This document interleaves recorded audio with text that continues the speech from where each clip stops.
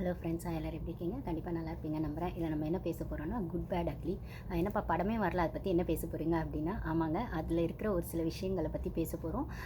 So already நம்ம அஜித் சாரோட ஒரு படம் வந்துச்சு, விடாமுயற்சி. நம்ம அதை வந்து கொண்டாடிட்டு இருக்கோமா, குழப்பிட்டு இருக்கோமா அப்படிங்கிறதுலாம் மீறி அது அஜித் சார் படம், அவ்வளோதான். அந்த அஜித் சார் படத்தில் ஒரு நல்ல அது ஒரு மாசான படம் இல்லை, கிளாஸான படம் அப்படின்னு டேரக்டரே சொல்கிற பட்சத்தில், ஏன் அஜித் சாரே வந்து டேரக்டர்கிட்ட அந்த டிஸ்கஷன் வைக்கிறப்போ சொல்கிற பட்சத்தில் அது ஒரு கிளாஸான படம், அவ்வளோதான். ஆனால் மாஸ் படம்னு எக்ஸ்பெக்ட் பண்ணவங்களுக்கு அது ஒரு டிசப்பாயின்மெண்ட்டாக இருக்குது. ஓகே, அதை விட்டுடலாம். பட் ஆனால் அடுத்து வர படம் எப்படி பார்க்க போகுது, இதாவது எங்களுக்கான ஒரு சாட்டிஸ்ஃபேக்ஷனை ஃபுல்ஃபில் பண்ணுமா அப்படின்னு வந்து அஜித் சாரோட ஃபேன்ஸ்லாம் காத்துட்டு இருக்க நேரத்தில் தான் குட் பேட் அக்லி அப்படிங்கிற அந்த படம் ரிலீஸ் ஆக போகுது. அதுக்கான என்னென்ன இன்ட்ரெஸ்டிங் அப்டேட்ஸ் அதில் இருக்குது, அந்த படம் எப்படி இருக்க போகுது அப்படிங்கிறத பற்றி தான் நம்ம டீட்டெயிலாக பேச போகிறோம். அதுக்கு முன்னாடி நம்ம சேனல் ஃபஸ்ட் டைம் வரவங்க சப்ஸ்கிரைப் பண்ணுங்கள். உங்களுக்கு வீடியோஸ் பிடிச்சிருந்தா லைக் பண்ணுங்கள், நம்ம சேனலுக்கு கமெண்ட்ஸ் பண்ணுங்கள், உங்களுக்கு பிடிச்சவங்களுக்கு ஷேர் பண்ணுங்கள். ஓகேங்களா?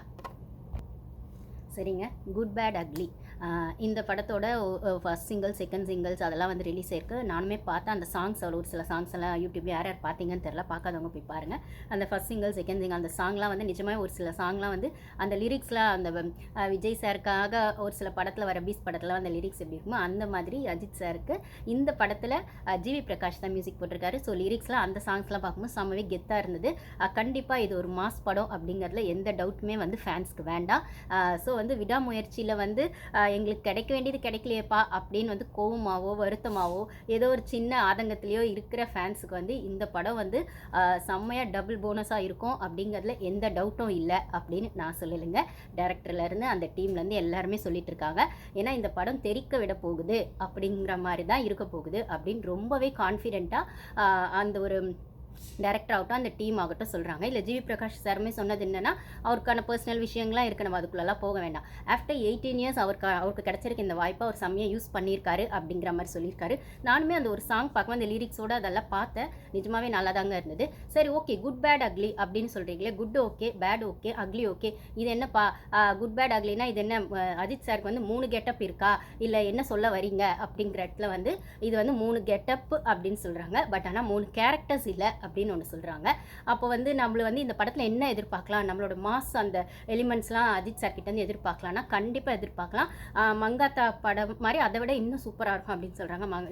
இன்ஃபேக்ட் உண்மையை சொல்லணும்னா நான் மங்காத்தா படம் ஃபுல்லாக பார்க்கலங்க, கொஞ்சம் அது பிட்ஸ் அண்ட் பீஸாக தான் பார்த்தேன், ஃபுல்லாக பார்க்கல. பட் ஆனால் ஒரு ஆன்டி ஹீரோ ரோல் அப்படிங்கிற மாதிரி அந்த ஒரு விஷயம் மட்டும் எனக்கு தெரியும் அந்த படத்தில், நான் ஃபுல்லாக பார்க்கல. அப்போ இந்த படம் வந்து அஜித் சாருக்கு எப்படி இருக்கும் அப்படின்னா மாசாக இருக்கும்னு சொல்லியிருக்காங்க. ஆனால் உள்ள கண்டென்ட் எப்படி இருக்கும் அப்படிங்கிறத வந்து தெரிக்க விட்டுருக்கோம். அதை வந்து நீங்களும் கொண்டாடுவீங்க அப்படிங்கிற இடத்துல ரொம்பவே கான்ஃபிடென்ஸாக டேரக்டரும் சொல்லியிருக்காங்க அப்படிங்கிறது தான். அது மட்டும் இல்லாமல் இந்த படம் வந்து இப்போ வந்து 28 ஃப்ரைடேன்னு நினைக்கிறேன். ஃப்ரைடே வந்து அந்த டீசர் ரிலீஸ் அதெல்லாம் வரப்போகுது அப்படின்னு சொல்கிறாங்க. அப்போ படம் எப்போ வரப்போகுது அப்படின்னு கேட்டிங்கன்னா April 10th அப்படின்னு சொல்கிறாங்க. ஆல்ரெடி இது ஜனவரிக்கு வந்திருக்க வேண்டிய படமாக நடுவில் விடாமுயற்சி ரெடி ஆனதுனால வந்து விடாமுயற்சி விட்டுட்டோம் அப்படின்னு சொல்கிறாங்க.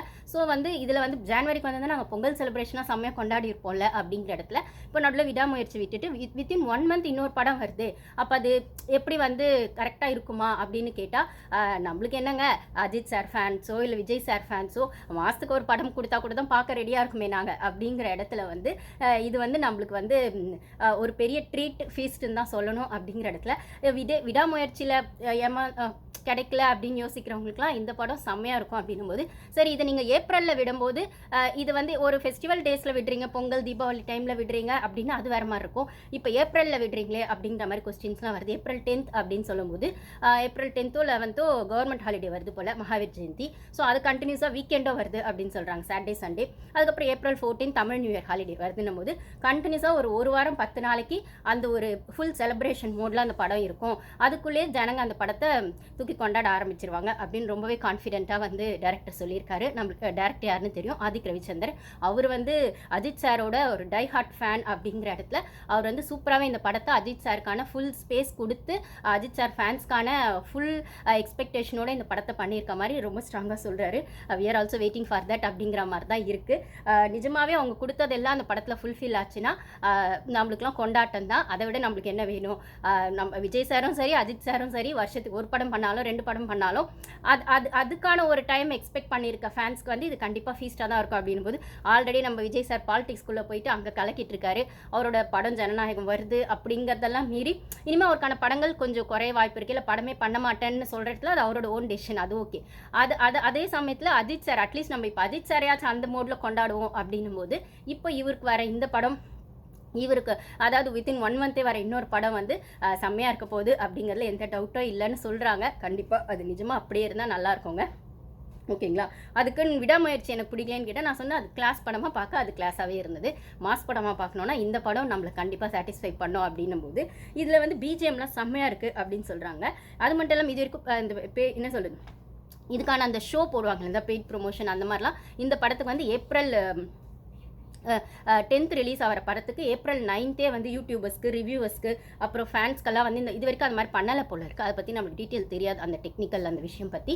பட் ஆனால் இந்த வாட்டி வந்து அந்த படத்தை போட்டு காமிக்க போகிறதா டேரக்டர் சொல்லியிருக்காரு. அதாவது ஒரு நாள் முன்னாடி ஏப்ரல் 9th ரிவ்யூவர்ஸ்க்கு, ஃபேன்ஸ்க்கு, யூடியூபர்ஸ்க்கெல்லாம். ஸோ அந்த படம் பார்த்துட்டு வந்த உடனே அந்த சைட்லேருந்து நம்மளுக்கு ஃபீட்பேக் வந்துடும். அப்படின்னும் போது ஒருவேளை அது நெகட்டிவாக போச்சிங்கன்னா என்ன பண்ணுறது அப்படிங்கிற மாதிரிலாம் நிறைய ஃபேன்ஸ் சைட்லேருந்து கொஸ்டின்ஸ் வர பட்சத்தில் டேரக்டர் சொல்லுவார் கண்டிப்பாக இல்லை, நீங்கள் படம் பார்த்துட்டு தெரிக்க விட போகிறோம் அப்படின்ற அளவுக்கு ஜனங்க வந்து ஃபேன்ஸ் கொண்டாடுவாங்க அப்படின்னு அவர் நிஜமா திருப்பி அதுதான் சொல்ற இடத்துல அந்த கண்டென்ட்காக வெயிட் பண்ணிட்டு இருக்கோம் அப்படின்னு தான் சொல்லணும். சார் அஜித் சார் இதில் என்னவா காட்டியிருக்காங்க அப்படின்ற பார்க்குற இடத்துல நான் ஆல்ரெடி சொன்ன மாதிரி மங்காத்தா விட இன்னும் அது ஸ்ட்ராங்காக இருக்கும், செம்மையாக இருக்கும்னும் போது இன்னொன்று வந்து விண்டேஜ் அஜித் நம்ம சொல்லக்கூடிய அஜித் சாரை வந்து நம்ம அமர்கலம் படத்தில் பார்த்துருக்கோம், 90s பார்த்துருக்கோம், 2000 ஸ்டார்டிங்கில் அவர் இருந்து அந்த மாதிரியெல்லாம் காட்டியிருக்காங்க அப்படின்ற மாதிரி ஒன்று இருக்குது. ஆனால் நான் பார்த்த ஒரு அந்த கிளிப்பிங்ஸ் அந்த சிங்கிள்ஸ்ன்னு சொல்கிற இடத்துல அந்த பாட்டு பார்த்தீங்கன்னா அதுவே நிஜமாவே செம்மையாக தாங்க இருந்தது.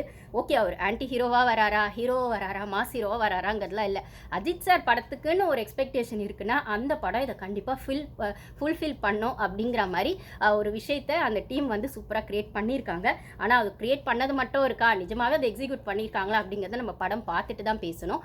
அது மட்டும் இல்லாமல் வந்துட்டு இதில் வந்து இப்போ இந்த ப்ரொமோஷன் கூட வந்து ஜஸ்ட் லைக் தட் ஏதோ கொடுத்துருக்காங்க. இந்த படத்துக்கான ப்ரொமோஷன் இன்னும் கொஞ்சம் நல்லா கொடுத்துருக்கலாம் அப்படிங்கிற மாதிரி இருக்குது. நம்மளுக்கு எப்பவுமே தெரியுங்க விஜய் சார் படத்துக்கு வர அளவுக்கு ப்ரொமோஷன், அந்த ஒரு ஹைப்பு, ஒரு பாட்டு ஆடியோ ரிலீஸ்க்காகட்டும் எல்லாமே அஜித் சார் படத்துக்கு இருக்குமா, அஜித் சார் படத்துக்கு இருக்குமான்னு கேட்டால் நம்மளுக்கு ஆல்ரெடி அஜித் சாரை பற்றி தெரியும். அஜித் சார் ஒரு படம் பண்ணுறதோட சரி வெளில தலையே காட்ட மாட்டார். அது ஒரு ஆடியோ ரிலீஸ் ஆகட்டும், இன்டர்வியூ ஆகட்டும், இதுலேயுமே அவர் பெருசாக கலந்துக்க மாட்டார். இல்லைனா வந்து அந்த ஹைப் வந்து அது மேபி அவர் அந்த ஹைப் கொடுத்தா இன்னும் நல்லா போகும் அப்படின்னு வந்து ஃபேன்ஸ் சைடில் ஒரு சின்ன ஒரு அந்த ஒரு விஷயம் இருந்துகிட்டே இருக்குது. ஏன் அந்த ஒர்க் பண்ண டீமு கூட இருக்குது. சார் நீங்கள் வந்து ஒரு ஸ்பீச் கொடுத்தீங்கன்னா இல்லை நீங்கள் அட்லீஸ்ட் அந்த ஆடியோ லான்ச்சுக்கோ அந்த ப்ரொமோஷனுக்கோ வந்தீங்கன்னா அந்த படத்தோட இது இன்னும் கொஞ்சம் இருக்கும், நல்ல ஹைப் இருக்கும் அப்படின்னு சொன்னாலுமே அவர் அதை கொடுக்கலன்றது அவரோட பர்சனல் ஒப்பீனியன்னா அது தெரிஞ்சுட்டு தான் அந்த டீம் அதை வந்து கோஆப்ரேட் பண்ணுறாங்க, அவங்க கூட ஒர்க் பண்ணுறாங்க அப்படின்போது நம்ம அதுக்குள்ளே போக முடியாது. பட் ஆனால் இதில் வந்து பார்த்திங்கன்னா விடாமுயற்சி தான் இதில் கொஞ்சம் என்ன சொல்கிறது எக்ஸப்ஷனல் கேஸ் அப்படின்னு சொல்லணும். ஏன்னா விடாமுயற்சியோட நம்ம எல்லா படமும் அஜித் சார் படம்லாம் பெருசாக வெளில அதுக்கப்புறம் அஜித் சாரே இன்டர்வியூ கொடுக்க மாட்டார், அதுக்கு முன்னாடியே அந்த ப்ரொமோஷன் பெருசாக நடக்காதுன்னும் போது இந்த விடாமுயற்சி படம் மட்டும்தான் அந்த டேரக்டர் வந்து நிறைய இன்டர்வியூஸ் கொடுத்துருக்காரு. நானுமே எல்லா இன்டர்வியூஸ்மே பார்த்தாங்க. ஸோ அந்த படத்துக்கு மட்டும்தான் இது ஒரு எக்ஸப்ஷனல் கேஸாக வந்து அந்த டேரக்டர் அங்கங்கே இன்டர்வியூஸ் கொடுக்கறதோ இல்லை அந்த படத்தோட அந்த மேக்கிங்கில் நடந்த டிஸ்கஷன் பீரியட் ஆகட்டும் இல்லை அந்த கார் சீக்வன்ஸில் நடந்த அந்த காம்ப்ளிகேஷன்ஸ் இதெல்லாம் பற்றி அந்த டேரக்டர்ஸோ அவங்க கூட ஒர்க் பண்ண ஆரவுன்னு நினைக்கிறேன். அந்த படத்தில் வந்து அந்த ஃபைட்டிங் சீக்வன்ஸில் அஜித் சார் கூட அந்த 360 டிகிரி அந்த ஃபைட் சீக்வன்ஸ் இருக்கும் பார்த்தீங்களா, அது செம்மையாக இருந்தது. அப்போ அந்த ஆரோ கூட இருந்த அந்த ஒரு காம்ப்ளிகேஷன்ஸ் அந்த ஃபைட் சீக்வன்ஸில் நடந்தது அதெல்லாம் வந்து இப்போ இந்த படத்துக்கு தான் நிறைய இன்ட்ரிவியூஸ் அவர் கொடுத்துருக்காரு, அந்த டேரக்டர் கொடுத்துருக்காரு அப்படின்னு சொல்கிற இடத்துல இங்கே வந்து இந்த படத்துக்கான ப்ரொமோஷன் இன்னும் கொஞ்சம் நல்லா இருந்திருக்கலாம் அப்படின்னு கொஞ்சம் பேர் யோசிக்கிறாங்க. ஓகே, இங்கே ப்ரொமோஷன் ஹைப் கொடுக்கல அப்படிங்கிறதெல்லாம் மீறி கண்டென்ட் நல்லா இருந்தால் கண்டிப்பாக நம்ம கொண்டாடத்தான் போகிறோம் அப்படிங்கிற இடத்துல கான்ஃபிடென்ஸோட டேரக்டர் சொல்கிறதையும் நம்ம என்ஜாய் பண்ண முடியுது. பட் ஆனால் படத்தை பார்த்துட்டு தான் ஃபுல்லாக சொல்ல முடியும் அப்படின்னும் போது என்ன சொல்கிறது, we are waiting to see our mass hero in the screen அப்படின்னு தான் சொல்லணும். Okay guys, thank you.